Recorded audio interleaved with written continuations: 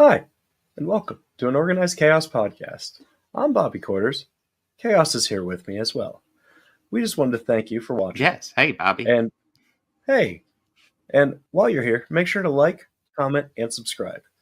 You could follow me on YouTube as well as Chaos and the podcast channel, which all three of those channels will be streaming this very show you're about to watch.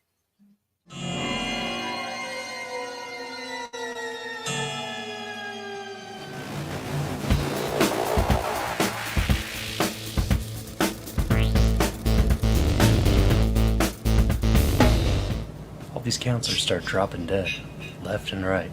Heinous killings.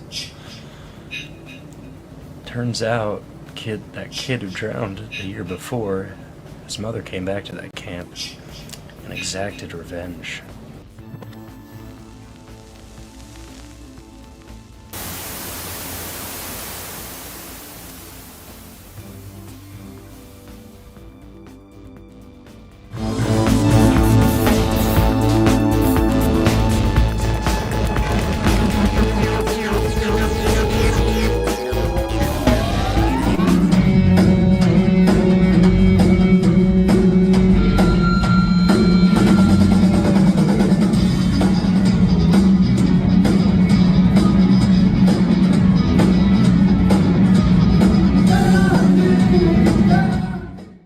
I can't do it.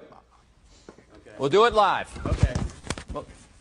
We'll do it live. Fuck it. Do it live. I'll write it and we'll do it live. Fucking thing sucks. Yes. Our new mini intro.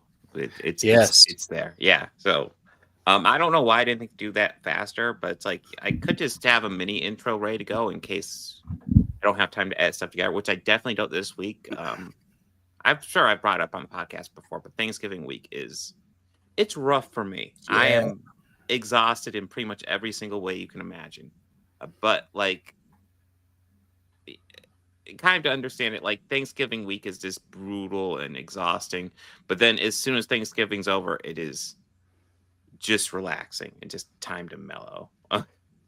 It's a drastic switch. So I just barrel through a couple days, but we got a podcast. Oh, and Thanksgiving week's also another reason why the baby mail coverage I was talking about. Got it all recorded, guys. I'm either going to get all put together and have it part of the podcast next week, or maybe I will release a mini podcast episode in the middle of the week, which will come on the podcast channel, but I'll make sure to post about it on my main channel. Not exactly sure which will happen, but one of them will happen. Okay. How was the show? With the week. They did a solid show. Here's one thing we learned about that venue: the stage is a little low. So when you're in the standing room audience, we're at Andrew J. Brady Music Okay, Center. I've heard the venue. I have been there. I was curious. I'm very curious. It's actually a nice looking venue, but the stage is a little low, and they part of their act is that they're Japanese girls, they're singing and they're dancing. They have a very choreographed dance routine, and we could barely see them. It was like that was kind of annoying, but like they sounded fairly good. They live sound sounds good for live. Okay. I thought it was a decent show. They had like the videography and stuff like that. So like they had videos for everything. Yeah, were all the songs they were doing.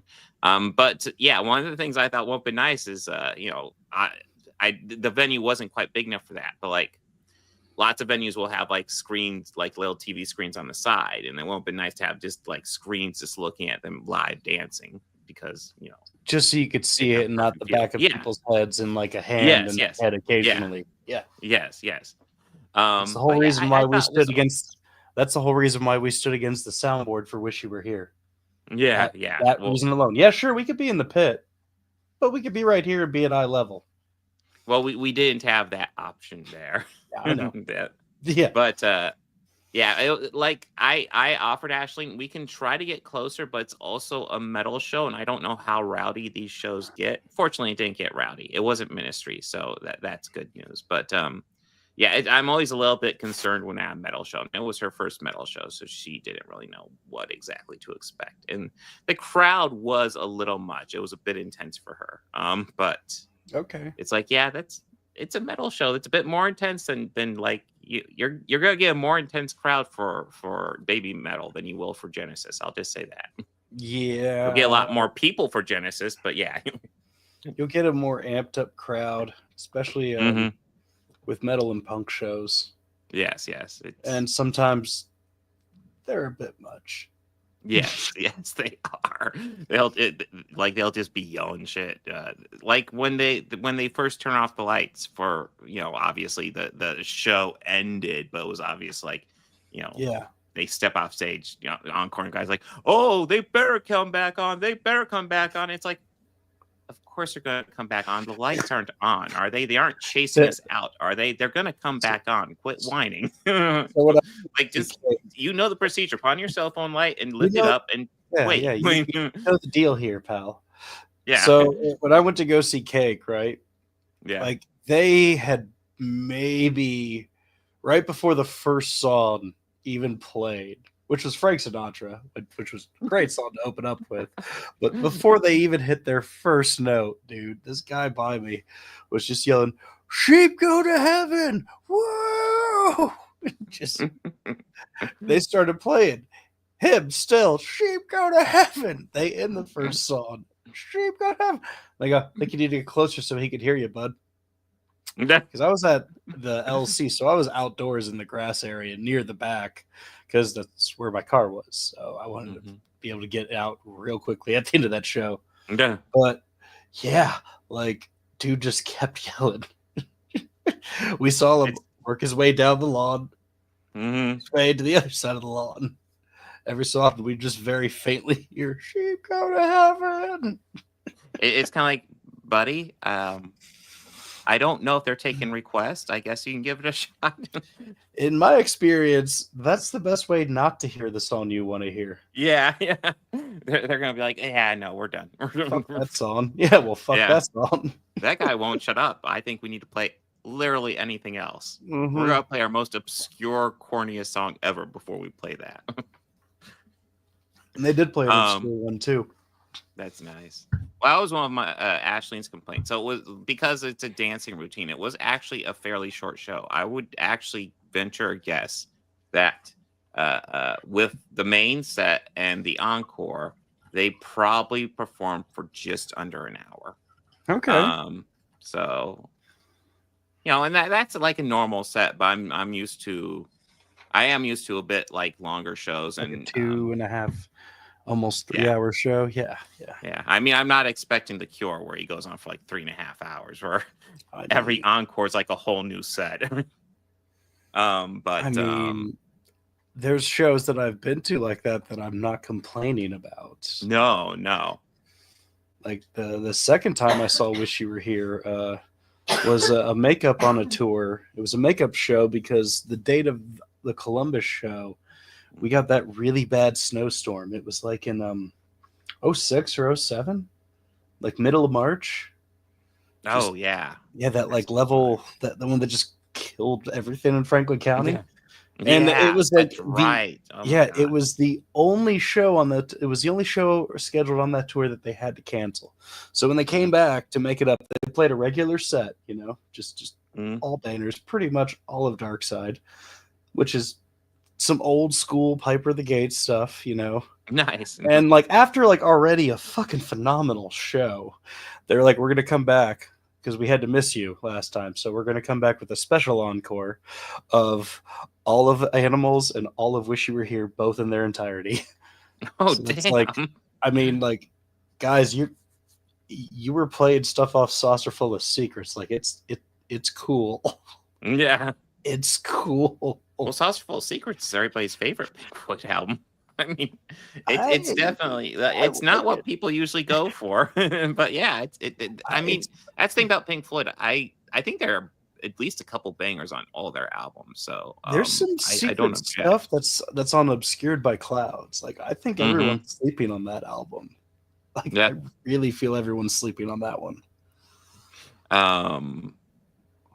But yeah, Ashleen's complaint. She's more familiar with the band than I am. But her big complaint was that they only did 2 deep cuts and everything else was just singles, which I get for the limited set time. But yeah, if you have a I can short see set how time, I can see how maybe you'd hope for a couple more deep cuts. I get that, Yeah, I think every performance I go to, there's gonna be probably at least a handful of deep cuts, which is always fun. Because part of the fun of going to the shows is what are they gonna play, and kind of how they can throw you off is throw a couple deep cuts in there. A few years ago, I went to see The Who, and I kind of was like not surprised to hear anything off Tommy, but I was very surprised to hear Amazing Journey and the "We're Not Going to Take It" follow up.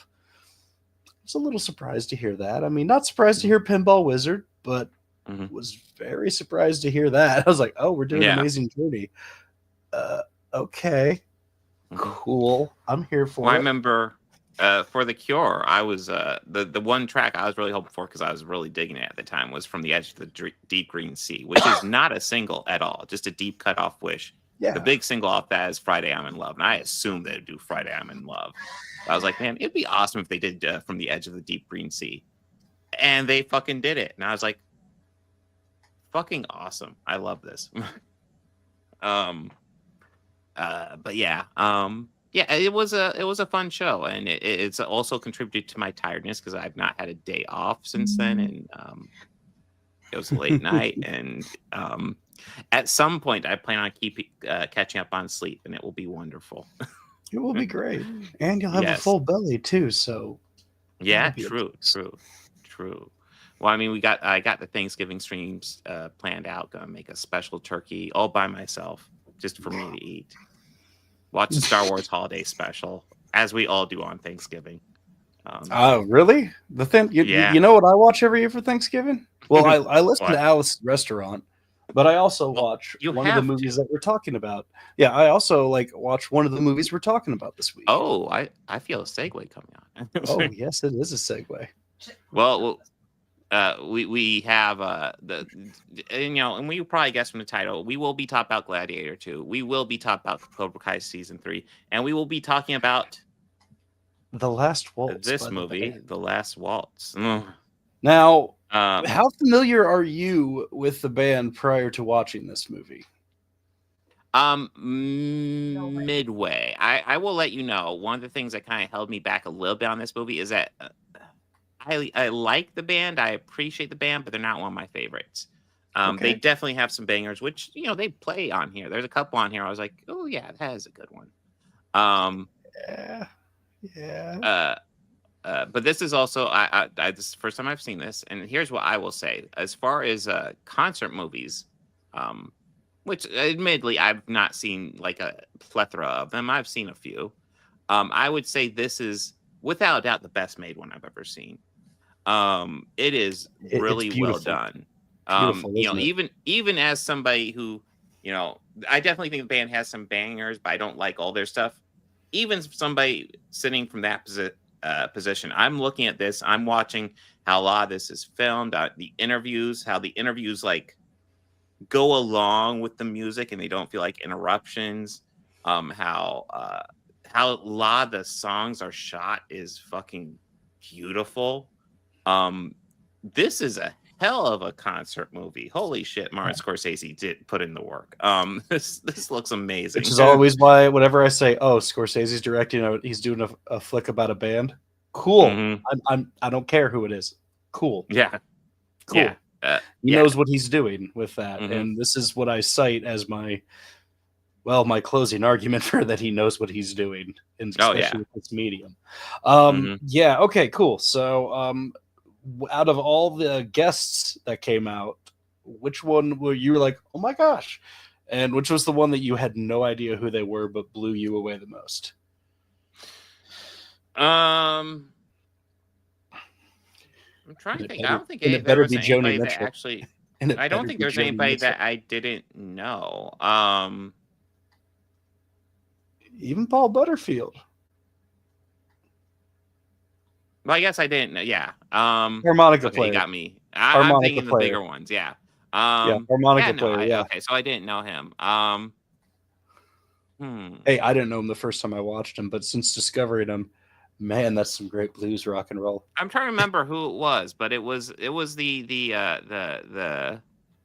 singer they had on the Wait. That was Mavis Staples in the Staples Singer. Yes. Yeah. Yeah, isn't that that like was the best good. version of that you've ever heard in your Oh, life? dude. Yeah, no. Like I after saying, the band is a band. Band is a band. They're the band. Where I band. don't love all their stuff. The Wait is a very cool song, and like this is like the best music video. One of the best music videos I've ever seen for that song. Just a live performance. Some of the shots he gets where he just rotating around like when he's rotating around like the drummer. That's 1975. Yes. Marty. I think like when it's early on and he's rotating around Levon Helms, the drummer. When he's rotating around him and when it cuts away to someone else, for like I understand why it cuts away to someone else, but I'm like, I was loving that shot. Keep going. Yeah, that's something. Well, I was so much trying there, to. Yeah.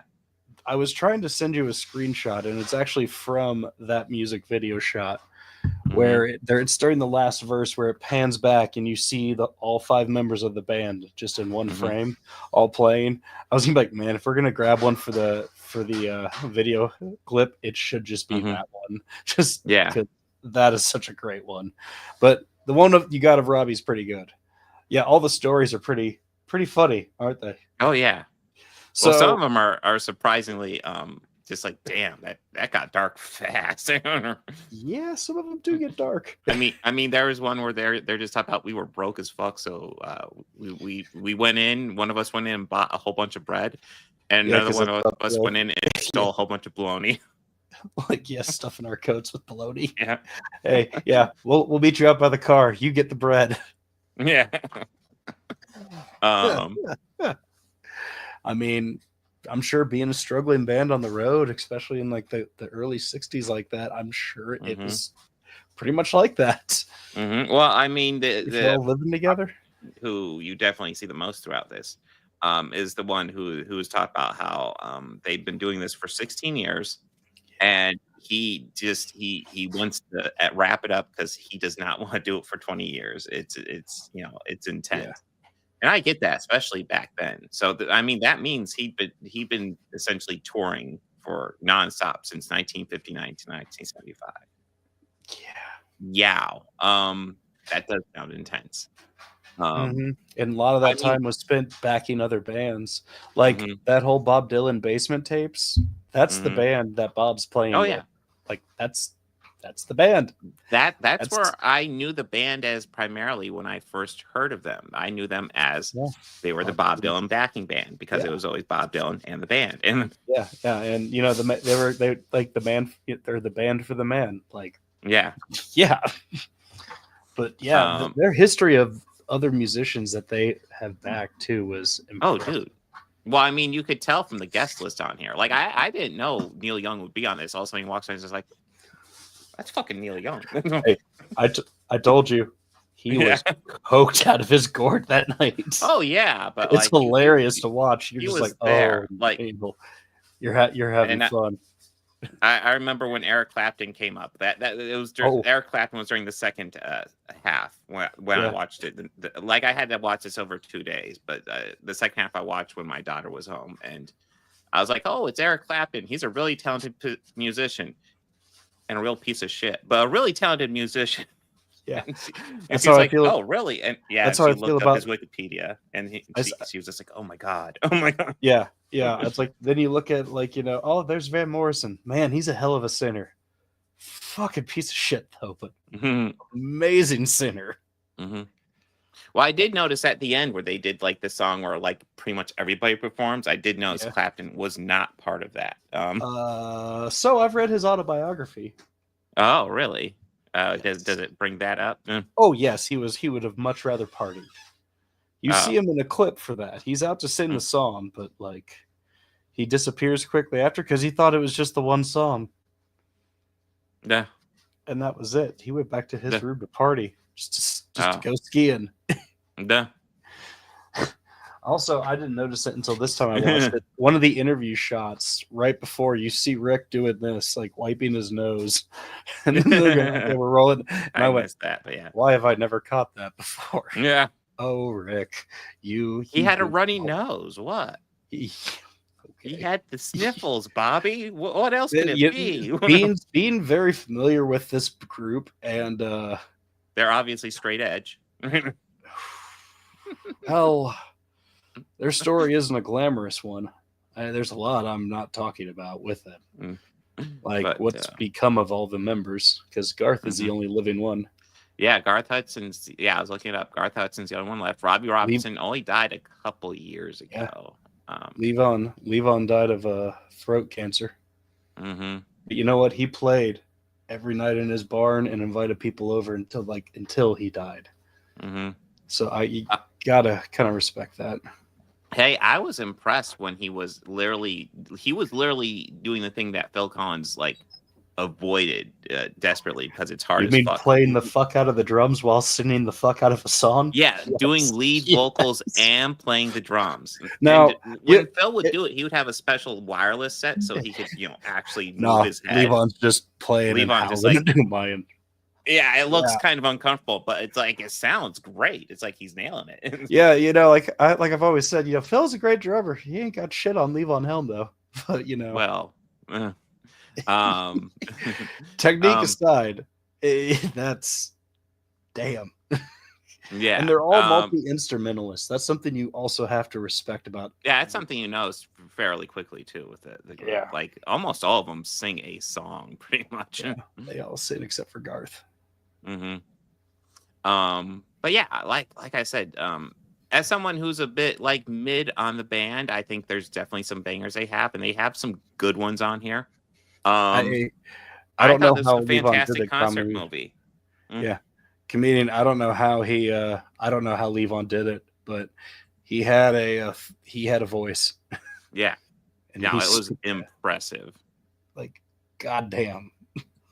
No, you just saw the photo there looks like that might be from him doing that. Yep. If it loads. Yeah, it looks like that's clearly him playing the drum. Yeah. So he's playing the drums while he's doing that. He's playing them. Probably doing a fill too. A big fill, yeah. Yeah. It's damn. Drummers that can do that, but who can do more than just your standard da da da da da, but just playing the hell and sing. Just got nothing but mad respect for that. Mm-hmm. No, it's gotta be massively distracting, man. There is some sadder ones with the band, like Richard Emmanuel, the other guy on the keyboard, is the one with the really soulful voice. Mm-hmm. He hung himself. Yeah, I was about ready to say I think he was the first one. So just FYI, of the actual band members, Garth is the only one still with us. Yeah, he died in '86. So 11 years after the performance and 8 years after the movie. Yeah. And Rick died slowly, just pretty much from psoriasis. Mm-hmm. I was just he abused his body for years. Mm-hmm. No other way to put it.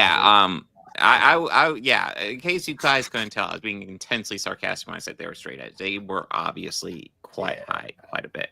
Yeah. Holy shit! Low watermark. Thank you very much. Yes. We aren't to the Halloween stream yet, but yeah, thank you very much, buddy. The Halloween stream? You mean the Thanksgiving stream? Yes. We're watching the Star Wars Holiday Special for Halloween. Because I want to terrify everyone.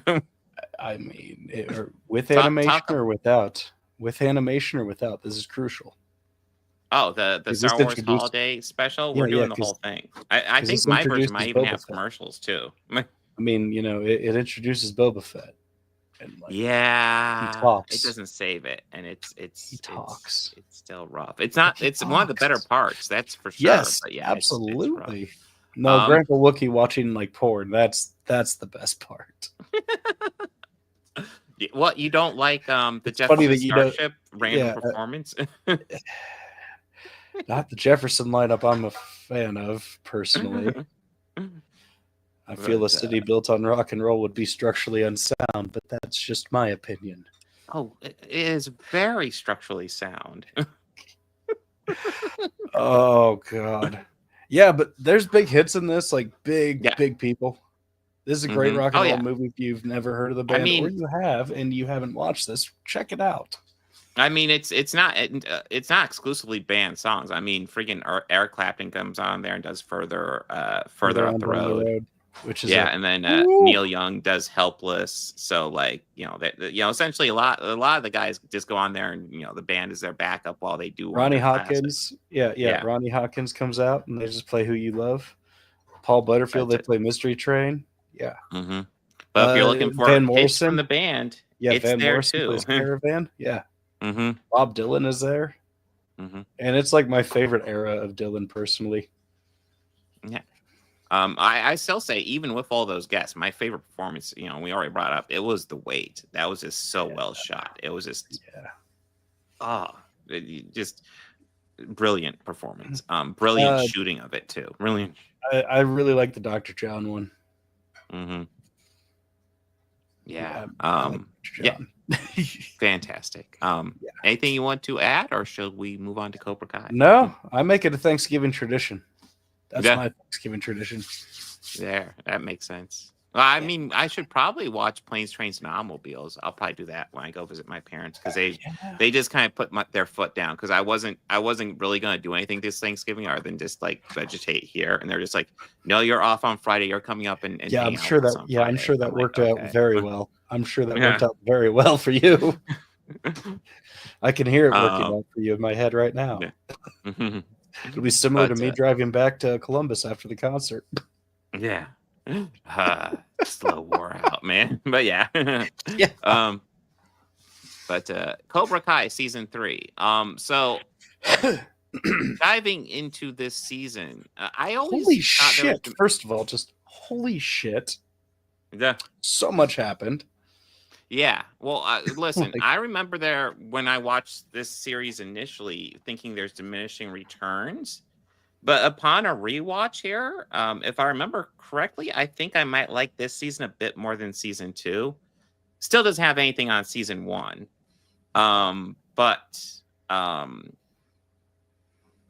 yeah, one thing this season does that I actually like quite a bit was that it focused less on random fights, although they do happen. I have some things to say about. We'll get into that. But yes. Yeah. But it focused a bit less on the random fights, which kind of does drive me nuts in the show. Where it's just like kids are constantly fucking fighting, and the petty B&E, but whatever. But yeah, one thing this season does focus on that I like is the relationship between Miguel and Johnny, which is kind of cheesy, and the whole thing with Miguel being paralyzed and Johnny somehow getting him to see D. Snyder, which is cool, but I don't see how he got him so close to the stage easily. It's the power of D. Snyder's music that made him walk again. True. That's what did it. It was the power of the 80s cock rock that did it. Yes. No, right. All absolutely fucking stupid. Yes. Yeah. No, very. I was like, really? Silly. I mean, of course, D. Snyder agreed to cameo in this. I'm not surprised by that in the slightest bit, but fucking real. Is that the only guy you guys could get? Like, fucking really? Yeah, I like D. Snyder.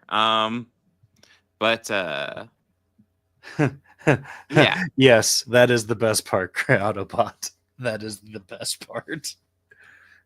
Now, the best part of Star Wars Holiday Special was Harvey Korman. Yeah. Oh, God, cooking special. You had me at Harvey Korman. Yeah, right then. Yeah, Sold. Harvey Korman does like 50 different roles in that. Like, he is the Marcel of that movie. We're getting a lot of Harvey Korman on Thanksgiving, guys. He and Peter Mayhew carry that movie on their back. Also, that Imperial guy who really was trying hard. Okay. Harrison Ford does okay in that too. Carrie Fisher and Mark Hamill are gone. They are blitzed. We will get to it though. That's Thursday. Yeah, I mean, you'll get to it. One usage of karate I actually really like here was when Miguel was in his coma, and it used him doing a karate, essentially, I can't think of the term, but a karate fight to represent him getting out of the coma, and I liked that usage of it. It's like, okay, that actually makes sense. That was a really cool thing of visual storytelling. No, I enjoyed that. I thought that was very cool. Because I was kind of expecting this to be like twice as cheesy as like the last season.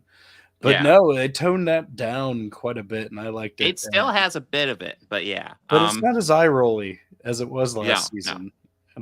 I really like the reintroduction of Chosen as just like this really cool guy who's really grown and developed since we last saw him. I love like he spent the entire episode fucking with Daniel's son. Yes, just being that. Just kind of being a piece of shit. Such a dick. And then it just revealed that he's actually really cool. He just wants to fuck with Daniel a bit. He's just like, come on. Yeah. No, we're family. I love you. Yeah, and I guess going over while we're talking about it, he also taught Daniel's son a new technique that paralyzes you. Yeah, which is down insane. Pressure points. Yeah. Yeah. But that won't come into play at all. Ever. Yeah. No, don't worry. Well, I mean, that kind of brings me to the other positive I like is finally having like Daniel and Johnny just have it out with Kreese, because fuck that guy. Yeah, even after his backstory. Yeah. You can give me all the tragic backstory you want with him. He's a piece of shit. I'm sorry. I'm sorry you had an Apocalypse Now Vietnam experience. You should grow from that. Yeah. Because this is not Nam. Johnny's kind of a dick too, but he's trying to do better, and you're not. So I have no sympathy. Yeah, Johnny is really trying to be a better person. Yeah, and he's not doing a bad job of it. No, he's doing all right. He definitely has moments where it's like, okay, you're doing good, Johnny. And then God damn it, no, you don't. Your heart's in the right place, Johnny, but God damn it. Mm-hmm. And while Johnny and Daniel still have kind of feuding a bit during this season, it's definitely toned down from season 2. I guess anything you want to add, Bobby, before I go into some negatives? No, let's get into some negatives. Okay. So essentially the two main kids in this are kind of Johnny's kids. It's Miguel and Robbie. And I love Miguel as a character. I think he's fantastic. Yeah, I can't really say the same for Robbie. I find Robbie kind of obnoxious. And did they recast him? No, it's the same dude. It's just like he changed his hair. Yeah. Well, I mean, they all change their hair, and it'll throw you off. And they're all supposed to be 17, even though they've been doing this for like 10 years at this point. Hawk sure as hell didn't. He has the same style. Yeah, true. It might be a different dye pattern, but Mm-hmm. But yeah, Robbie as a character, it's like I get why he's kind of annoyed with Johnny and Daniel, but at the same time, he can still do better. He's still responsible for his own actions. Just because he's upset with his dad's doesn't mean he should be. It doesn't give you permission to be a dick, and he's just kind of a dick. And so I'm not a fan of Robbie. I'm Team Miguel, guys. Yeah, Robbie is kind of a dickweed. Yeah. And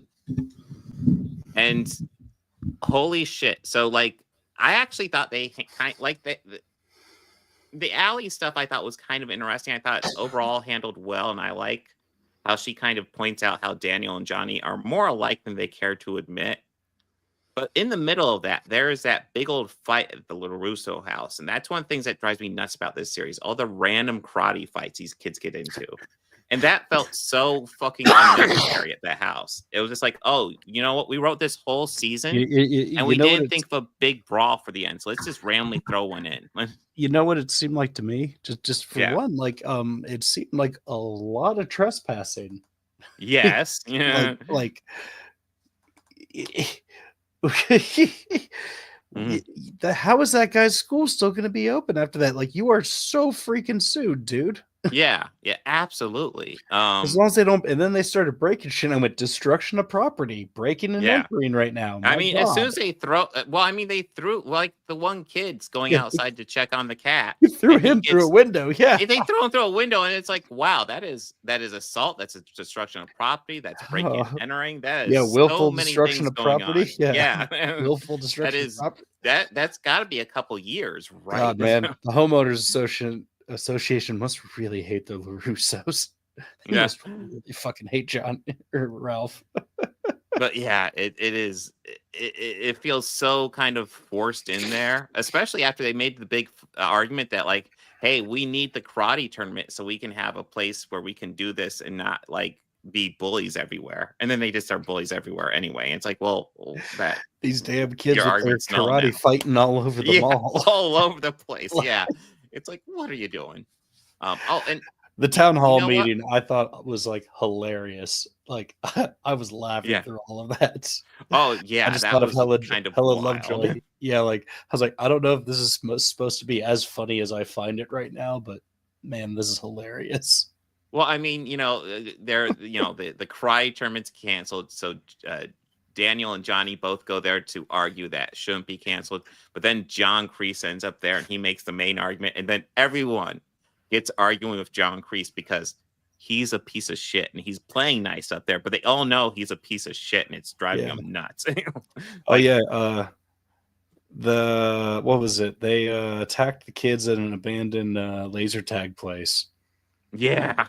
And that caused Daniel's wife to confront him, and she hit him. Like she did hit him. Mm-hmm. He deserved it, but she did strike him. Well, he pulled the little bitch move and got a restraining order. Well, that's the thing. Like she went to file a restraining order against him, and she found out that he already filed one against her. And the cop was like, "Well, there's no point. He already has one." And in my mind, I was still thinking, actually, there is a point because you'd control the one you file against him. You don't control the one he filed against you. So I would go ahead and file it. Yeah, I would too. Yeah.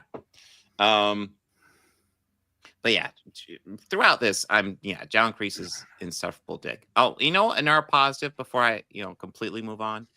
Eagle Fang Karate is like the dumbest thing I've ever seen in my life, and I kind of loved it. He says it with such conviction, and honestly, my first thought is like, I want one of those shirts so bad. I have a Cobra Kai shirt, but I would love an Eagle Fang shirt because it is the dumbest thing I've ever seen in my life, and I love it. I fucking love it. Yeah, it's like that is so stupid. I would hope to see him at a convention, and I would hopefully wear it while meeting him. Yeah. Eagle Fang, yeah. Fucking, it's like I don't know why. It's the dumbest thing, but I fucking love it. Yeah, it's like the eagle with the beak and Eagle Fang. Yes. It's like that's so dumb. Give me 10. Yes. Oh God. Does it come as a enamel pin? Yes. Yeah. We need more. Oh my God. So yeah, I think overall I do like this season more than the last one. But this is still no season 1. Which I would still argue season 1 Cobra Kai is my favorite entry in the entire Karate Kid franchise. But so there's some interesting stuff that happened here too. We should talk about how Kreese. Yeah, Kreese. Yeah, he pretty much gutted he trimmed all the fat out what he saw out of Cobra Kai pretty much. Yeah, and made him into like all the bully kids. Yeah, he invited the bully kids over, and even Hawk's the kids from the first episode. Don't do that. Yeah, yeah. And he kind of let them go like 1v1, and loser is out of Cobra Kai. Mm-hmm. Hawk got to beat up his bully. He got to work through some stuff. He had a lot of growth this season as a character. Yeah, yeah. And it looks like he might be back with fighting against Cobra Kai now. Yeah. Well, that's the one thing that whole house fight, which I thought was ridiculous and over the top. I did like Hawk's little moment there where he kind of like has like where he just has that moment where he's like, "The fuck am I doing?" Like, just like I'm beating up my friends right now. What is this? So yeah, And that was a nice moment. he had it after he broke that one kid's arm, which he deserved that. A kid who his arm broke, he does deserve to pop him one in the face. Oh yeah, Hawk does owe him a free shot to the face. Just principle. Yeah, that was pretty rough. And that was when he snapped out of it, I think. Yeah, like I said, overall, I thought this was a decent season. It worked overall for me. Yes. Anything you want to add, Bobby? No. All right. Are we ready to dive into Gladiator 2? Oh yeah, let's talk about it. All right. Well, I had some high hopes for this one, man. So here, like, do you want to hear my thoughts on this one? I'd love to hear your thoughts on the baboons. Well, that was kind of okay. Yeah, not even getting to the gladiator. Okay, let's go over the. I'll go ahead and say this: the gladiator fights in this one are fucking insane. Like they have some insane CGI shit going on. There's warships in there in that arena and shit. And I'm looking at like, how does that work logistically? Is that a watertight arena? What the fuck are we doing? What are we thinking of? Where the fuck are they getting all this water from? Yeah. They literally have warships and they're sailing on the water, constantly being dumped. I'm like, I don't think that works. That poor aqueduct engineer, man. Like, but I guess my feelings about this are kind of like each act. I have a very strong, different feeling about. I felt Act 1 plays it way too similar to the original Gladiator that I was like, I could just watch that movie again. Act 2, I thought was actually decent because it does some different stuff and, throws some curveballs at me. And I was like, okay, I'm kind of down with it. And then Act 3 was just like, what the fuck am I watching? This is insane. Holy shit. And I don't even think it's like it's, I almost want to say Act 3 is almost not memorable. So probably not insane in a good way, but I was just like, okay, so the bad guy's just gonna kill the emperors and try to take over, but lose very quickly, I guess. Okay, sure. Well, I mean, I don't know. What would you consider kicking off at Act 3? When the plot for assassination came up and the creepy albino twins, Rod and Todd, were so Act 3 would be soon after our two the big event where the two returning actors die. Spoilers, guys. Spoilers. Yeah. Act 3 is pretty much immediately after that event. Okay, yeah. But yeah. Like, okay, so I'll go ahead and say my favorite character here was definitely Pedro Pascal's General Kayla, however you pronounce it. I actually thought they did an interesting job because, like, he's first introduced to be like the villain, and it's like he's just this guy who kills Lucius's family or his bride to be, and he wants revenge for that. But then you find out like there's a lot more to him, and he's kind of earning his place of honor among the guard in the hope to overthrow these evil albino twin emperors who are Rod and Todd. Yeah. Especially Joseph Quinn, who is chewing scenery, and I'm kind of digging every moment of it. But yeah. Hey, you know what's funny? I loved it too. Like, I kind of loved him being so over the top. It was like, this is kind of fucking beautiful. I'm loving this. Yeah. Even his little half brother Korg, Ed Sheridan there, Yeah. Yeah. He was a freaking lunatic. Yeah. Yeah. It was insane. So yeah, I was kind of on board for that, and I like the Pedro Pascal character actually had a lot of nuance to him, and I like when Lucius he gets his opportunity for revenge, and he does like Maximus does, where no, he doesn't deserve it. I like that. I like that moment. There's lots of stuff in here I actually thought was solid, and there's other stuff that has me really scratching my head. Okay, one of the big things that has me scratching my head, and I don't think this should bug me as much as it does, but how the fuck is Lucius's Maximus's kid? How the fuck does that logistically work? I told you. Like when they first I said that, fucking I'm like, told you. when they first said that, I assumed that it was like, oh, like he's like spiritually his kid. Oh. No, they pretty much try to be saying that, yeah, at some point Lucilla and Maximus hooked up 12 years before the original movie, by the way. And so then that forgot child they that was existed, down and there, then yeah, makes no sense. I'm sorry. Like I actually think it would have made more sense if he was Commodus's kid through rape, and then he just chose to follow Maximus, and Maximus became his spiritual father. I thought that would have been more interesting. But no, he's Maximus's kid, which really makes no sense considering the story of the first one. No, it doesn't make any fucking sense at all. It's one of the things I actually like about the first one, because you have Lucilla and Maximus, who obviously have chemistry, and we know in 9 movies out of 10 they're hooking up, but we know in this movie they aren't. They're never hooking up, and I like that. And this one kind of undoes it and says, "Oh yeah, at some point, way before even the original movie, they hooked up." Okay, I didn't even know they had a past history in the movie, because it's not implied they have a past history at all. But yeah, listen. There are elements I like in this movie, and elements where I'm like, what are we doing? Just see, my reaction to seeing the CGI baboons was more of, what the fuck is that? So like they did some CGI tiger work in the other one, but they also had real tigers there, and it was kind of wild. Like I remember watching this thing. Okay, I can see how they're being careful with the tigers, and it's kind of cool that they're still using them though.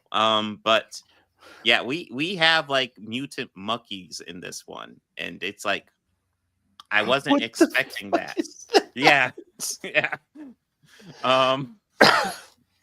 It's like, sure, the CGI shark I can understand, Yeah, because they totally trained that. You're not going to train a shark, okay? Yeah, that's a union shark, man. It's cool. Yeah, cool. He'll follow the union rules. Don't worry. Yeah, he's just put on a show. God. I guess we should talk a little bit about I don't even remember how to pronounce it. Macrinius, Denzel Washington's character, who's pretty much the big villain in this one.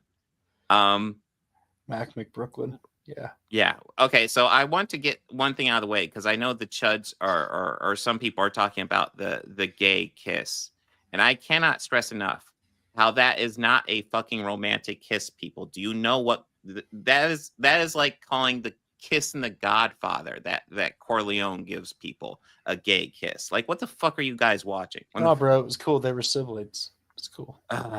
It's like, yeah, dude, it was an intimidation kiss. Watch the fucking movie. It's a language of subtlety. Yeah, and cannolis. It's a power play from him. He's showing off what he can do. Yeah, I swear, media literacy is going downhill. Even with a movie like this, as actually really fucking silly. Let's be honest. It's got some cool elements, but it's got some really fucking silly shit going on. For as over the top and over CGI'd as that like battleship scene was, that was pretty fucking awesome. I'm not gonna lie. Yeah, like I thought it was pretty cool. I mean, even the monkey scene, it was like, okay, I was not expecting that, but it's like, yeah, okay, I got a good laugh out of it. Kind of brutal, a little bit much, but Jesus, yeah. No, that's the thing. Like this movie, you guys couldn't get the money for Andy Serkis to portray him. If at any point you're watching the original Gladiator and you're like, I would like this if it was way fucking more over the top. Boy, have we got the movie for you. This really makes me wonder, man, what would have that third Ridley movie in the Prometheus trilogy would have been like? Oh my God. What would have that been like, man? I kind Think of about really it. want to see it, not I not kind because of I think it'd really be want to see it beautiful, after but I this. want to see it. I want to. I kind of want to Yeah. see it after this. Like, I Yeah. really want to see it. Um. Just go as So bad shit as you want, Ridley. I guess if I were to try to rate this, I would say I don't think it's a particularly great movie, although it has good elements in it. I can't say I really didn't enjoy it. I would say I didn't really enjoy the ending because, like I said, it just feels like all. Okay, spoiler alert. The ending is pretty much Denzel Washington killing the emperors and becoming the emperor himself for like 5 seconds before Lucius kills Convincing him. the younger one to decapitate his brother and bring it out to Yeah. council Yeah. with a pretty It is decent over the looking, top. Hey, Yeah, but it was a decent prosthetic. Yeah. pretty decent prosthetic. Yeah, like Yeah. looked pretty good. It kind of looked like Joseph Quinn's dead head. I was like, okay. It was pretty entertaining too. Yeah. The whole scene was great. Yeah, at that point, but- I was really hard pressed to pay attention. I was just dying with laughter. Yeah. Like I said, there's there's lots of elements in Act 2 that I thought were kind of creative in what they were doing, the curveballs they were throwing. Because the first act is so much like the first movie, where I'm like, Jesus fucking Christ, I could just be watching the first movie. And I was getting a little pissed off. Better.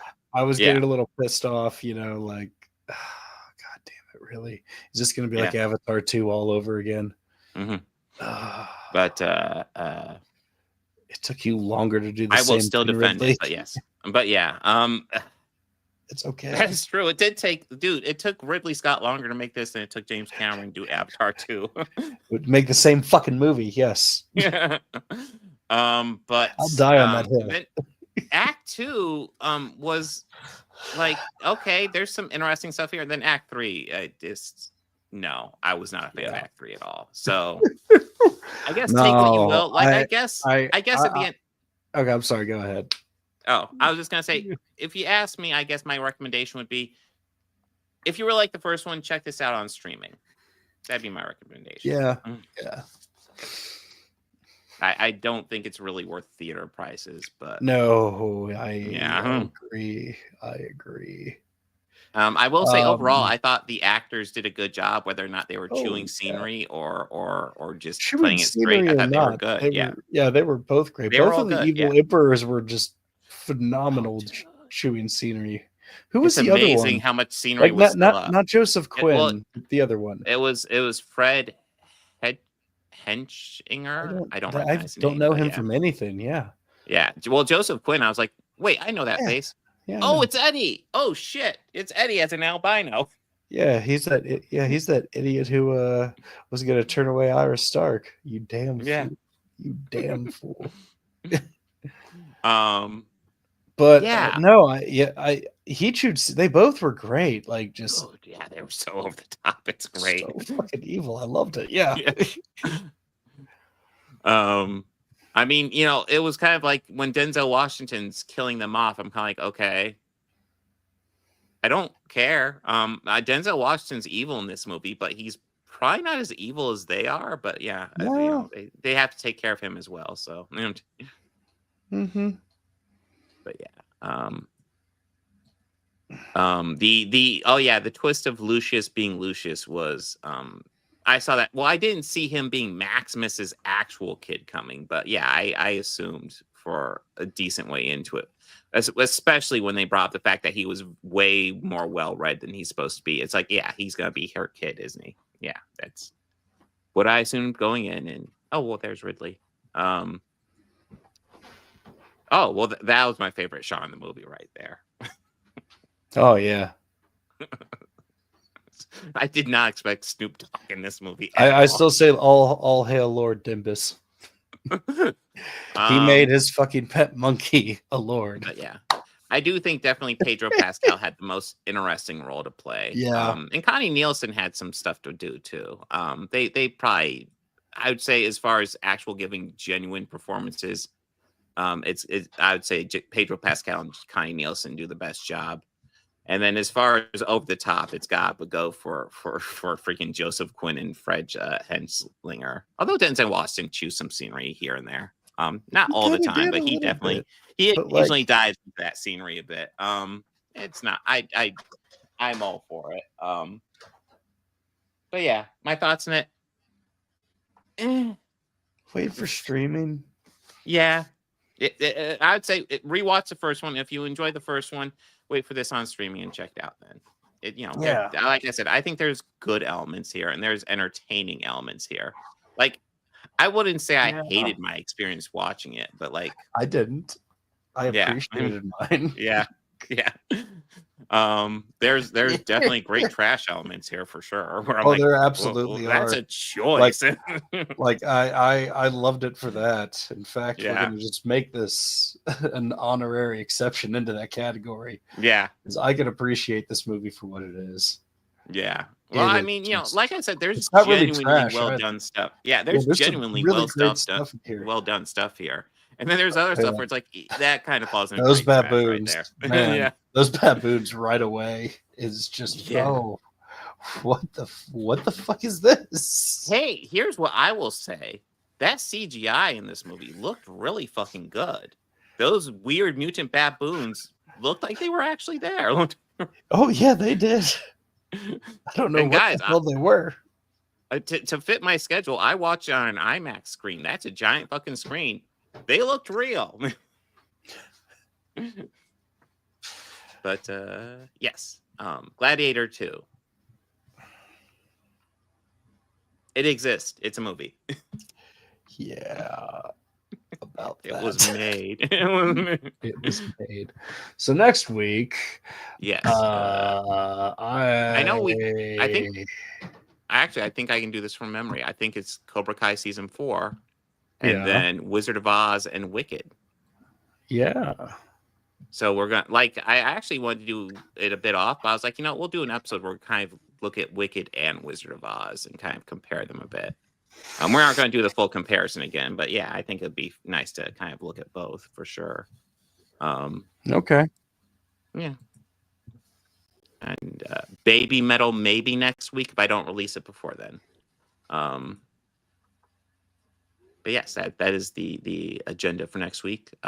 Let's see. So Initiative is doing their shillies and chuddies on Wednesday. We will be handing out arbitrary fictional awards to content creators who do a good job or do a bad job. That should be fun. We'll have lots of clips and stuff like that. And then Thursday will be my Thanksgiving stream. We'll go over some comic books, and I will make everybody in that stream sit down with me and watch the Star Wars Holiday Special. I apologize in advance. I'm going to hate myself after watching it, too. I'm going to be like, fuck, this sucks. But I will also say, hey, if you've watched this, congratulations. You've seen the worst thing in Star Wars has ever made. I don't want to hear you complaining about X Disney Star Wars series being the worst thing ever, because no, it's not. No.